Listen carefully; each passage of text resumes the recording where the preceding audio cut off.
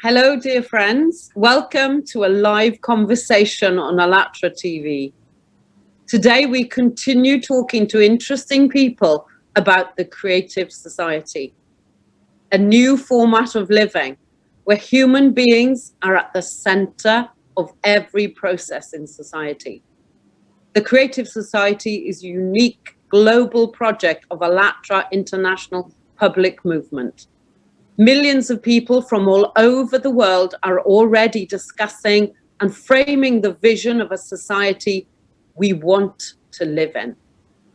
Our primary goal is to build a creative society by peaceful means, using this international goal to unite people around the globe, to build a society that humanity deserves to live in.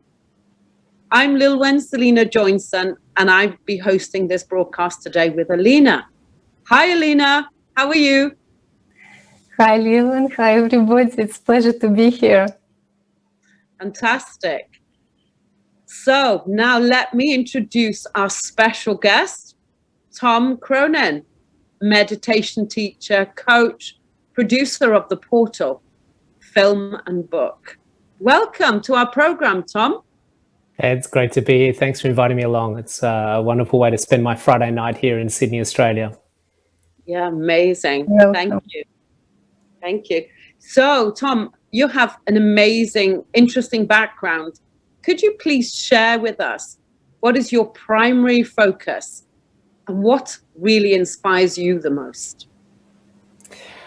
Wow, that's a great question. There's two parts to it. My background, I was in finance as a broker, working on, hectic trading room floors, very Wolf of Wall Street-like. And I went through a very dark time with a lot of anxiety and panic attacks and addictions and insomnia. Excuse me. And, in that time, I really struggled with whether I even wanted to go on with life. It was quite a challenging period of time in my life, in my late 20s. And after being given pharmaceutical drugs and, psychiatry and psychology and doctors and the Western medicine pathway, there was something coming up for me that just didn't feel like it was the right approach to get through that. Not that it was right or wrong. It just, for me, it didn't feel like something I was aligned with. And it was in that time that I came across meditation, something that I'd never come across before. And it was this incredible new world that I entered into. And it was so transformational for me. It really made such a difference in my life that I got very passionate about not only what I could sort of learn from it and how much it could change my life, but over time I became very passionate about sharing that with the world. And I kind of became almost unstoppable in my pursuit to support and help humanity embrace this on a regular basis to make a difference in their lives with it as well. Wow, that's amazing, Tom. And, I can, can't imagine what it was like in the dark place, right? When you were dealing with those emotions and anxiety, etc. And, I'm just hearing when you came across meditation, it just shifted completely. But, a lot of people that I speak to find it quite challenging to meditate, it's not sort of, it can be quite tricky for people. I don't know, what's your experience of that? Well, certainly different techniques are a little bit more challenging than others. So firstly, we've got to explore meditation and break that down, because meditation, it's a big broad word, but there's lots of different meditation styles that fit underneath that.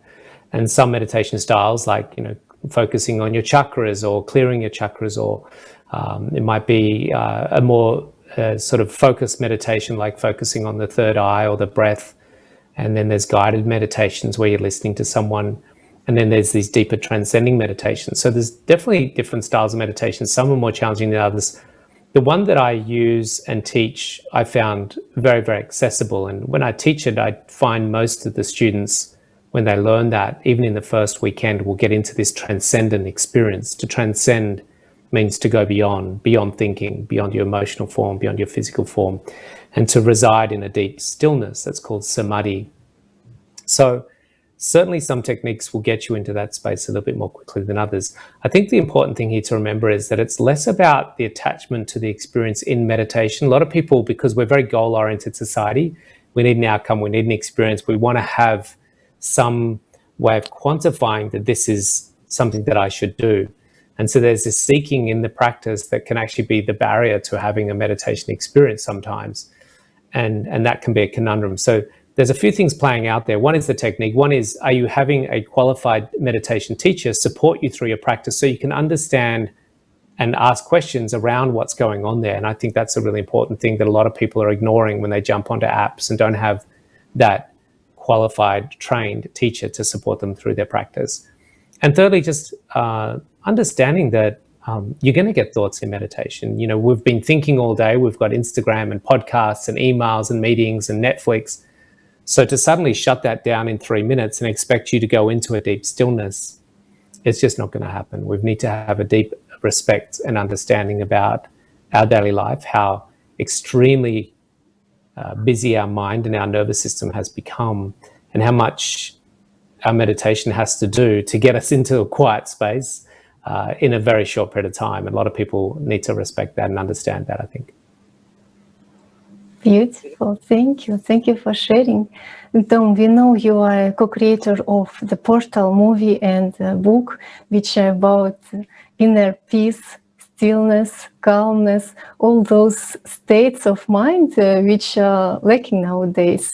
And it would be interesting to know your opinion about the responsibility of people who create media content before society. In other words, how do movies and news we watch, books and articles we read affect people's daily life?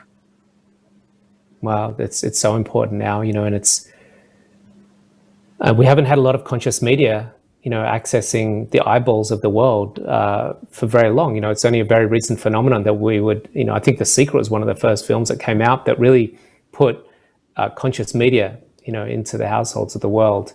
And, you know, if you look at what most people are putting in front of their eyes, which is, you know, Instagram posts and TikTok and games that have people killing each other and, you know, movies on Netflix and Amazon, which are usually, you know, promoting some degree of ignorance, whether it's ignorance in what romantic love is or ignorance in conflict and violence or sex. So we really... it's time we start to balance the scales a little bit and bring conscious media that's uplifting, inspiring, and going to support an elevation and an expansion of our minds and our hearts to bring us more together rather than more separate. And so the Portal film was really inspired by that in using these media platforms and book as well to bring about a deep message about the ability for us to all transform regardless of our background, and how meditation can play a part in that transformational process. And that one of the things we wanted to show in the film, in the book, is that it doesn't matter what your background, doesn't matter what your trauma, what your crisis has been, we have this ability to liberate ourselves from that code and that conditioning so that we can create a new pathway forward that isn't influenced and affected by our previous pathway. And if we look at that on an individual level for each individual person, knowing that there's this ability to redirect their life, but also humanity as a whole. And if we don't start redirecting the current trajectory that we're on, we could see some serious ramifications, even down to potentially self-termination of an entire species. Beautiful. Thank you. Yeah. Wow. Strong, you know, message there, Tom. Really beautifully put, you know, and yeah, it's my experiences of what you're saying is that it's urgent. It's pretty urgent. That's what I'm getting from what you're saying. It's very urgent. It's very urgent. I think there's a major crisis happening on the planet, and the pandemic is just part of it. What's really happening on the planet is a crisis of distraction, where we have become so numb and immune to the pathway that we're on. Some people are aware of it and the crisis that's looming, but very few people are. A, because it's just too big to even take, to consider and concern yourself with. And partly because there's just not enough information about it. People just don't want to know, and it doesn't sell. It's not going to get a lot of traction. And so there's two reasons why it's just something that we haven't really addressed that much. And usually these things, quite often it's almost too late, or it's right at that very junction point where it suddenly becomes apparent, like, you're in hospital and they've given you 3 months to live, because you've been on a pathway of eating terrible food, smoking, drinking, not looking after your body, having lots of negative thought forms. And now nature's saying it's kind of past that tipping point. And so we want to make sure that we don't get to that place. I know we've kind of dived into these very, crisis type discussion quite quickly here on the call, but it seems that's the way the conversation's going. So we may as well run with it. But yeah, we do on an individual level and on a global level. We cover this in the book a little bit more than the film, but there's a Sanskrit word called rashi, and a rashi it's a force of nature, a force of evolution. It's an intelligence that is a beautiful mechanism to guide us to alignment, to harmony, to a natural law of evolution. And usually it has to be quite a substantial event that's going to shake things up a little bit to make us wake up and realize, oh my goodness, I didn't realize. So like, getting diagnosed and put in hospital with a severe, diagnosis, or a relationship breaking down, or a company sort of on the brink of bankruptcy is usually a type of rashi that says, hey, you need to start addressing the way you're doing things. Yeah, I can hear that. And I can hear, currently with, what's been happening with regard to the pandemic and what have you. So it is a wake-up call. So I'm just, I really honor your words here, but I'm just curious about, what do you see that society could actually take on? What would you like to see society take on? Because we, as you described, we have so much human inner potential, but what would you like to see happen?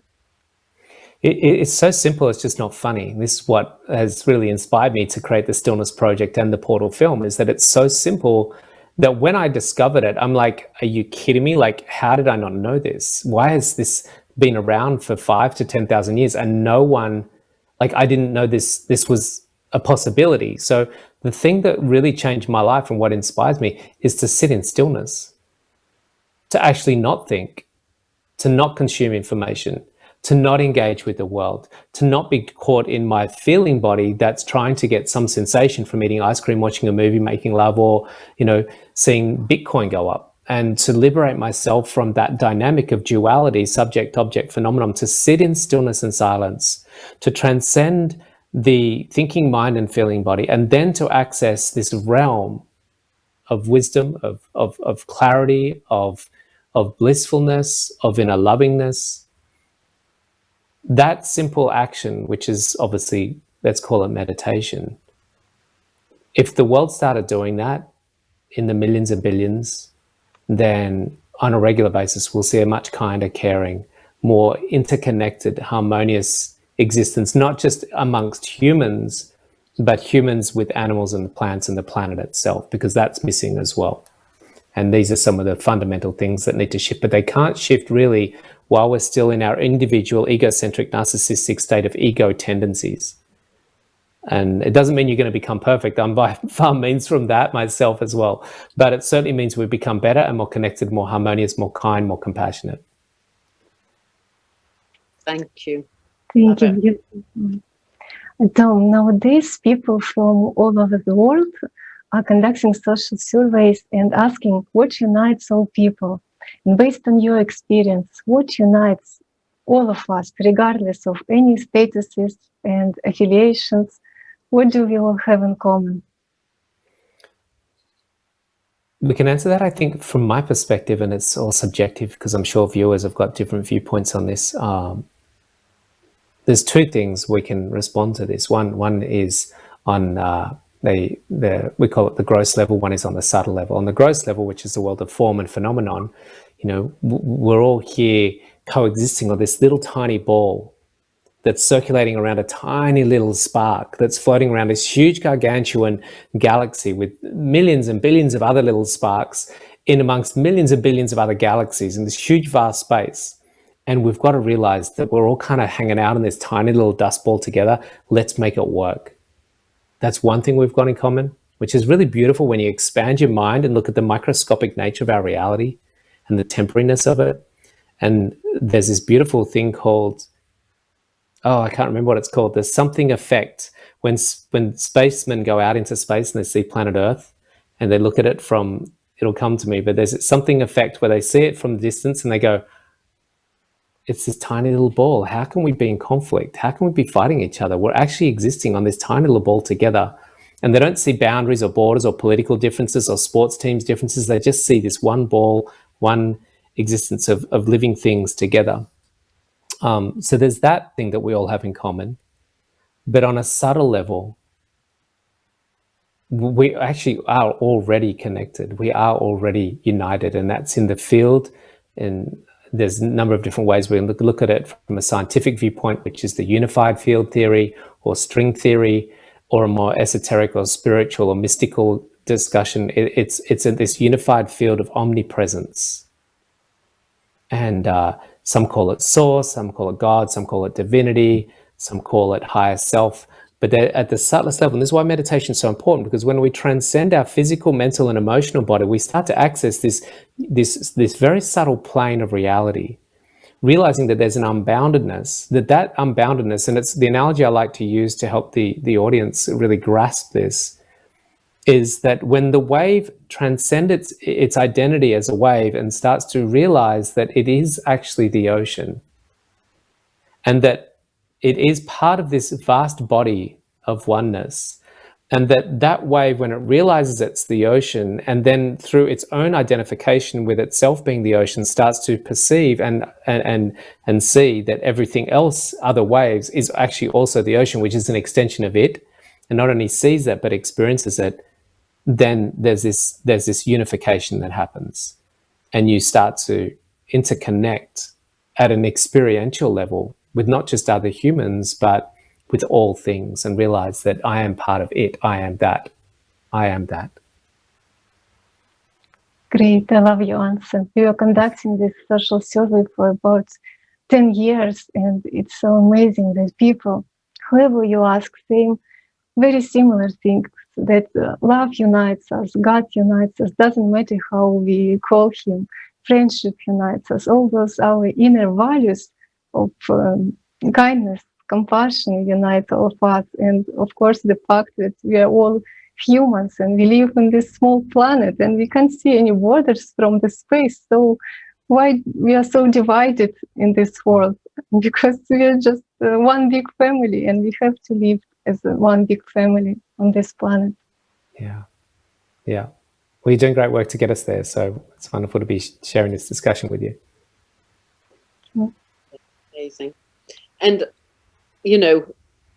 everything you're speaking, Tom, I the theory and the concepts is just beautiful. And on,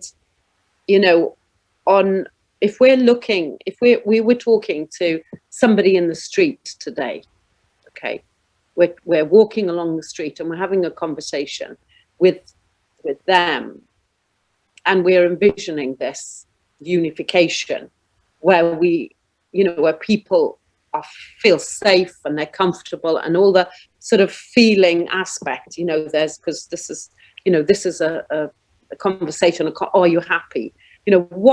How do you envision? And I've got a sneaky suspicion you might say stillness, right? Because you said it earlier, simple. But I'm curious, if you were to just go out to the street there and chat with people right now, what would you say? It's less about finger pointing and projecting. It's more about asking and just inquiring. And I think one thing that I ask, people when I come into contact with them often is, how's it working out for you? How are you feeling right now? What are your challenges? And, for many years, people suggested I learn to meditate, and I just wasn't ready for it. And, there's nothing wrong with being where they are and it not working out for them, or it is working out for them. That is, everyone's got to find this journey and walk this path. For me, I'm less attached to the need for it to have to work out for people, or to be no suffering, or to be living in love and joy. It's just, I do what I like doing. I like running retreats. I like teaching meditation. And I'm less attached now to having these goals of saving 1 billion lives, but just allowing the process to unfold and to checking in with people. I just did a post on Instagram tonight, how are you? How are you feeling? Are you feeling anxious? Reach out if you are. And, if there's enough inquiry, then at that point I say, look, maybe meditation might help you. If that's what you're feeling called to do, I've got a system that can be quite useful. Or there are other people that provide those systems as well. Maybe you want to contact them. So it's more just checking in where people are, seeing if there's something that they might be looking for to support them in their journey to help reduce suffering. If their life is a fist pumping hell yeah and everything's great, then just keep doing that. That's fine as well. Love it. Thank you. And how do you envision a creative society? Society where all people feel safe, comfortable, and happy. What is creative society for you? I think you just said it there, really. I mean, I think it's that close. It's that possible. It's really, it really excites me about the possibility. In Sanskrit, we call it Satyuga, an age of enlightenment, and it's where people. And it will be a crumbling down and a breaking down of the current systems. A lot of the systems are going to have to fall apart. And that will, it's like when just down a couple of houses down here, they've just pulled down an old house. And literally today was the last of the remnants of that house. And then they're going to start to construct the new house. But on that site, they couldn't construct the new house until the old house was crumbled and fell apart. Now that crumbling and falling apart is happening right now. We're seeing media pillars falling apart and then new media pillars being built, which is social media building over the top of the old media pillar. Before, media was controlled by about 3 or 4 or 5 people, TV, radio, newspaper. And now we've got social media and you can have thousands of different platforms where people can communicate. We're going to see medical systems, pharmaceutical systems, agricultural systems, political systems, banking systems, educational systems, relationship systems. All of them are going to fall apart and then they're going to be rebuilt. But in the falling apart, there's going to be confusion, chaos, people holding on to the old system, people trying to create new systems while the old systems are still there. And so it's a fascinating time. But what I see beyond that, when the new systems are built, is a much more harmonious, integrated, respected, and balanced system that we know we've got enough wealth to have everyone well balanced. We know we have the capacity to be sovereign in our own health. And sure, if we break our leg playing a soccer game or something, but we know generally that how to be healthy. We know how to integrate and have a harmonious, kind, caring, loving society. We've got the capability. And that's what we'll have, is a very emerging, creative, and creative society that's continually creating and evolving. But we're just in the early stages of it. But that's the way I see it. It's just one that's a lot of systems are breaking down, and we're seeing a lot more creativity, unity, harmony, love, and acceptance. Great. It's not much to ask for, is it? Yes, and that's what we are doing now, creating a new system without any revolutions, fighting, protests, just peacefully and worldwide. Yeah, the beautiful thing is it's happening already. Yes. This is the exciting thing. It's actually already happening. And it's easy for us to only see mainstream media and think that we're in the doldrums and that society's a complete mess. But it's actually, I get really excited. I just constantly see incredible groups like this one and many other groups doing great things and starting to forge the way forward for a new paradigm, a new status quo. And so, we're in the process of it already happening. That's right. So nowadays, people from all countries are participating in the biggest social polling in the history of mankind to find out in which world we want to live. As a result of those millions of interviews, the 8 foundations of the creative society were formed. Let's watch a short video about these foundations.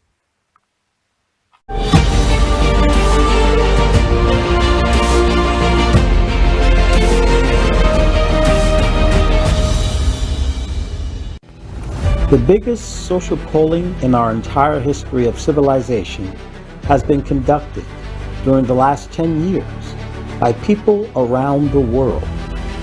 180 countries, millions of people of different social statuses, denominations, nationalities, talk about the society in which they want to live in. And this is a creative society.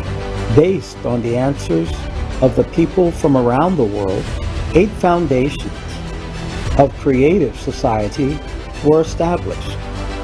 A society where all people can live in happiness, peace, and prosperity. This is that very society that our prophets bequeathed to us. All prophets talked about the value of life, freedom, honesty, common human values, equality before God, mutual respect, and unification of people, about love for each other. They talked about the common truth and about the world which we can create. The prophet said, there will be a time when we're able to build a creative society. We are honored to live in the time which the prophets talked about, when everyone is chosen.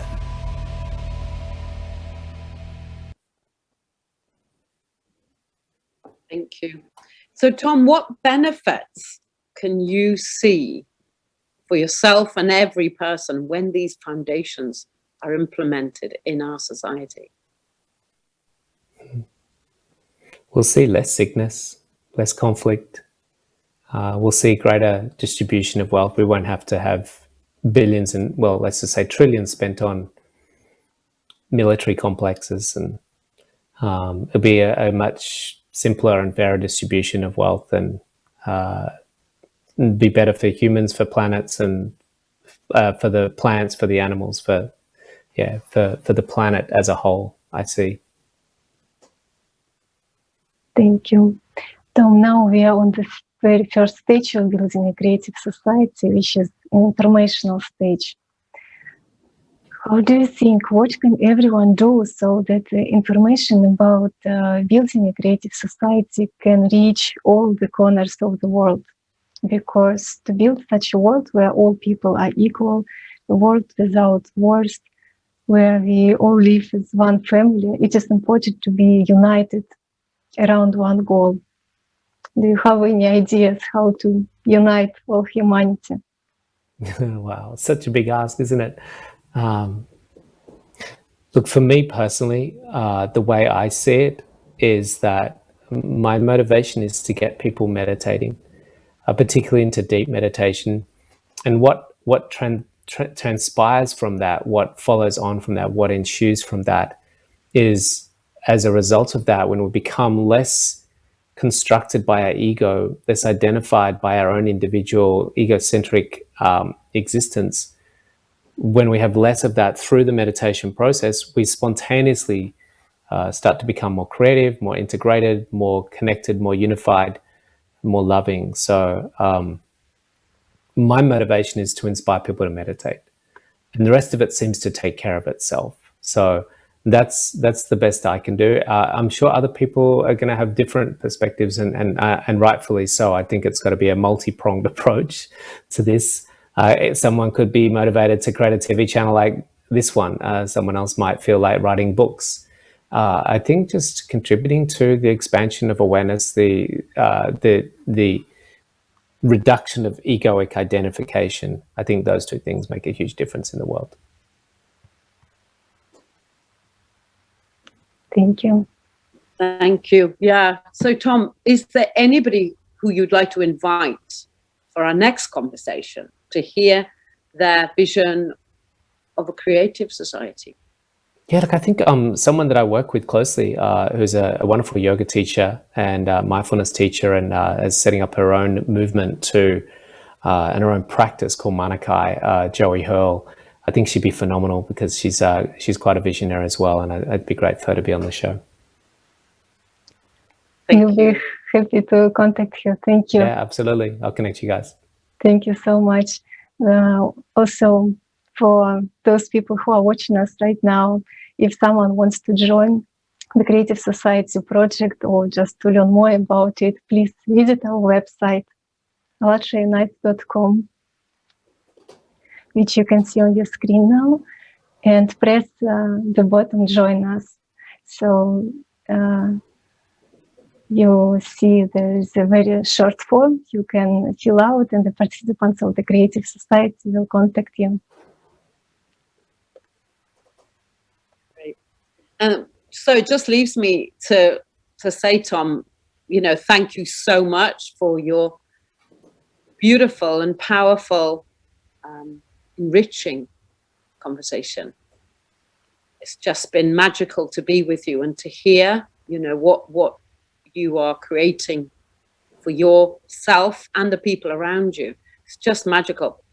So is there anything you'd like to leave or to wish to our viewers just before we say goodbye?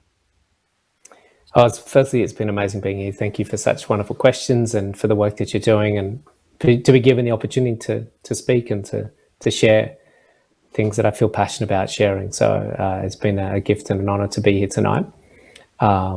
I guess parting words is that an analogy I like to always use for my students, because even as long-term meditators, we still have difficult times. It's just, this is part of the journey of life. The spiritual path is very complex and windy as well, even before or during and on it. So I always come back to this thing that no matter how turbulent the surface of the ocean is with peaks and troughs, the surface of the ocean can be whipped up by wild storms, winds and currents and high and low pressure systems, always having this push and pull, this effect on this, what would normally be a very static surface of water. And it can have this huge impact and effect. And that's what life can do to us. It can really whip us into huge peaks and troughs, divorce or pandemics or business breakdowns and all sorts of things. However, if we transcend that very surface layer of the ocean where there's peaks and troughs, if we were to go deep, deep, deep, deep down, what we'll find is a steady calmness there that's unaffected and really unmoved, regardless of what's happening on the surface. And anyone that's been in the ocean and has done some scuba diving or deep diving will know that it doesn't matter what the surface of the ocean's like. There's an incredible, beautiful serenity there. And we all have that within us. And so I would leave my parting words as, to find a form of meditation that takes you deep, learn from someone that can help support you with your practice, and to make that a regular experience on a daily basis, to go beyond and free yourself of the impact and the effect of life, because it's exhausting out there.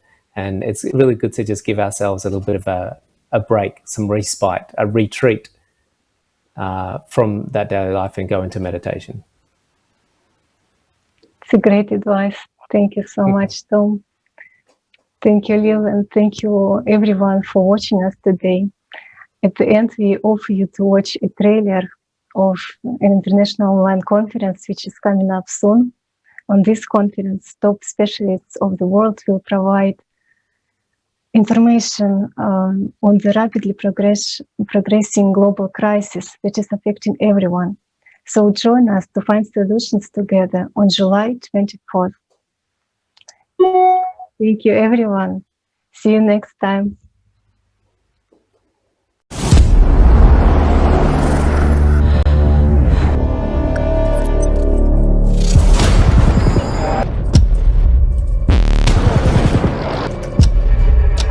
Modern civilization has reached the point of instability and global crisis. The global financial, economic, environmental, anthropological, and climate crises are realities that every person is already facing.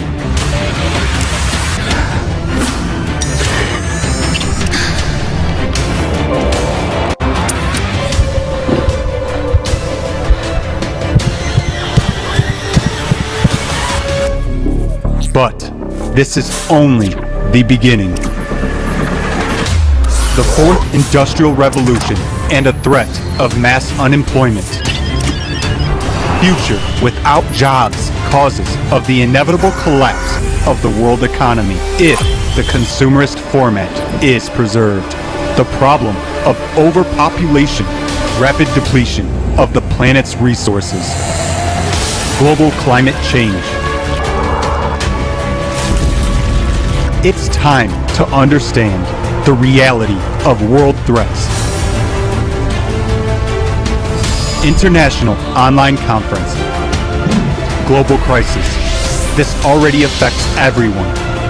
Is the event of utmost importance, organized by volunteers from around the world on the platform of ALLATRA International Public Movement on July 24th, 2021 at 1500 Greenwich Time.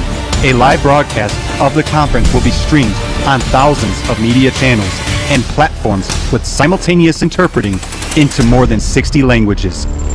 The future of humanity, self-destruction, or the development of civilization.